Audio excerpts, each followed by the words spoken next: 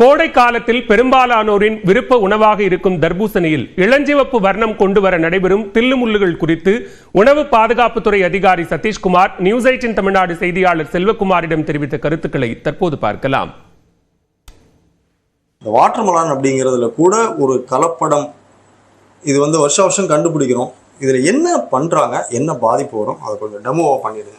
இந்த இதுதான் அவங்க அந்த இன்ஜெக்ட் பண்ணக்கூடிய கலர். இது ஒரு கெமிக்கலா சார்? கெமிக்கல் பார்த்தீங்கன்னா அந்த பழத்தோட கலருக்கே வரும். இந்த இது நம்ம இன்ஜெக்ட் பண்ணிட்டோம்னா இது நல்ல சுகர் சிரப் மாதிரி இருக்கும். நல்லாவே நல்ல தித்திப்பாக இருக்கும். சாப்பிடும் பொழுது ஒரிஜினல் டேஸ்ட்டை விட நல்லா தூக்கி கொடுக்கும் அந்த பழத்துக்கு. இப்போ பாருங்கள், உங்கள் கண்ணுக்கு முன்னாடியே அவ்வளோ இது வேர்க்கிறேன், உங்களுக்கு அப்படியே கண்ணிலே காமிக்கிறேன்.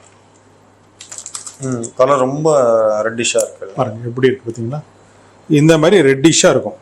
நீங்கள் பார்த்தீங்கன்னா இந்த கலருக்கும் உங்களுக்கு பெருசாக டிஃப்ரென்ஸே தெரியாது. இது எப்படி சார் கண்டுபிடிக்கிறது? இது கண்டுபிடிக்கிறதுனா ரொம்ப சிம்பிளுங்க.